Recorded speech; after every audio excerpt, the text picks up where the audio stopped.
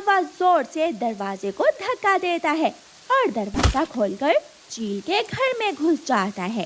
बेशरम काले कौवे, ये कौन सा तरीका है किसी के घर में आने का? मैं अभी तुझे बताती हूँ कि किसी के घर में कैसे जाते हैं। चील दी, मेरी माँ, मुझे माफ कर दो, मुझे माफ कर दो। मुझे काली बिल्ली ने यहाँ मीठी खीर खाने भेजा था। फिर बड़ी चील कौवे को पकड़कर उसकी खूब धुलाई करती है और कौवा काएं काएं करता हुआ वहाँ से भाग जाता है। काली बिल्ली कौवे को जाता हुआ देखकर हंस रही थी। ऐसे काली बिल्ली और काले कौवे को बारिश के मौसम में भोजन तो नहीं अपने अपने घरों में बैठे हुए थे। मिठू तोता तो 3 दिन से घर से बाहर ही ना निकला था। कबूतर चाचा भी खिड़की में डरा हुआ बैठा था। शरारती कौवे भी आपस में लड़ रहे थे। कालू जी, आज तो कोई स्वादिष्ट चीज खाने को दिल कर रहा है। क्या खाने को दिल कर रहा है तुम्हारा गोरी? जैसे कोई समोसा या फिर पकौड़ा।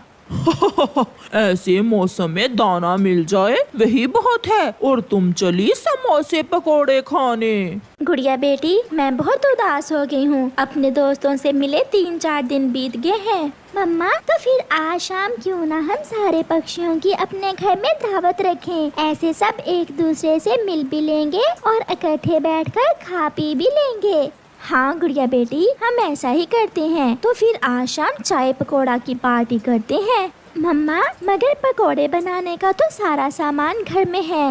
बेसन भी है, प्याज भी, आलू भी और हरी मिर्ची भी। चाय बनाने के लिए हम दूध कहाँ से लेंगे?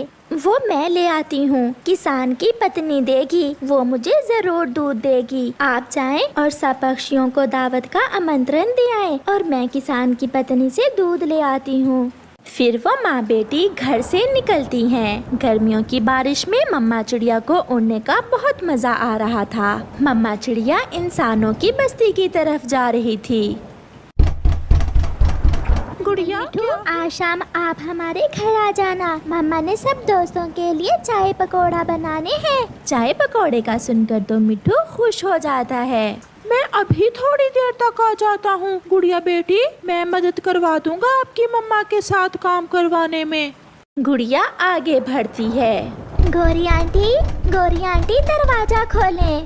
गोरी बाहर आती है। छोटी चिड़िया की छोटी बच्ची, ऐसी बारिश में जाकर घर में आराम करो, कैसे दूसरों के दरवाजे तोड़ रही हो?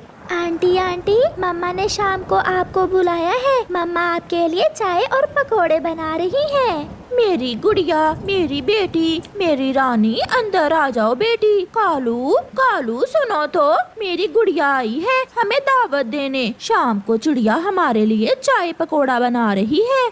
आंटी जल्दी आ जाना, मैं अब कबूतर अंकल के घर जा रही हूँ। मेरी गुड़िया बेटी, कबूतर को ना ही बुलाओ तो अच्छा है, उसकी आंखें बहुत गंदी गंदी हैं। मम्मा ने कहा है सबको बुलाना है, मैं जा रही हूँ। गुड़िया वहाँ से चली जाती है। घर के अंदर जाकर गोरी अपने पति कालू कौवे से चनों के दाने छीन लेती है। अब छोड़ भी दो इन्हें, क्या सूखे दाने खाकर ही पेट भरोगे? ऐसे बारिश के मौसम में चिड़िया ने चाय पकोड़े बनाए हैं। तुम्हारे दिल की मुराद पूरी हो गई गोरी।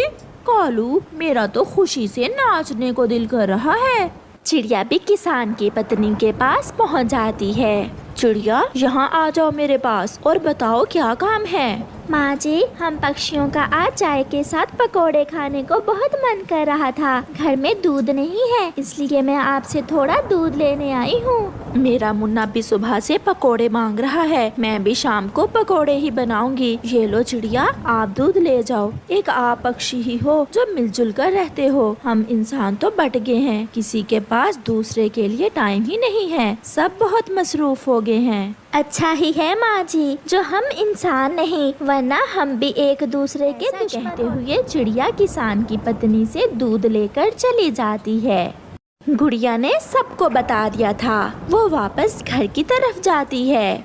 अब वो दोनों माँ बेटी पकोड़े बनाना शुरू करती हैं। चिड़िया अपनी कढ़ाई चूल्हे पर चढ़ाती है और आग जलाती है। बारिश के साथ हवा भी थी। हवा के साथ पकोड़ों की खुशबू पूरे जंगल में फैल जाती है।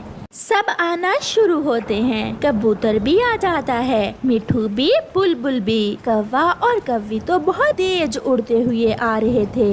वो सब चिड़िया के घर इकट्ठे हो जाते हैं। चिड़िया बहन, आज हम बहुत दिनों बाद इकट्ठे हुए हैं। मैं तो आप सबको देखने के लिए तरस गई थी। देख लिया है तो अब जाओ।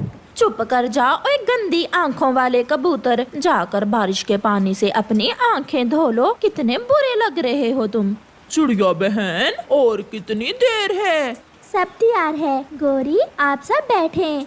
फिर मम्मा चिड़िया और गुड़िया सबको पकोड़े और चाय का कप देती हैं। वो सब बहुत खुश थे क्योंकि वो सब साथ थे। बारिश की आवाज सुनकर सब पक्षी बहुत सुकून महसूस कर रहे थे। प्यारे दोस्तों, इस कहानी से हमें सीख मिलती है, हमेशा मिलजुल कर रहना सीखें और आपस में खुशियाँ बांटें। आपका धन्यवाद।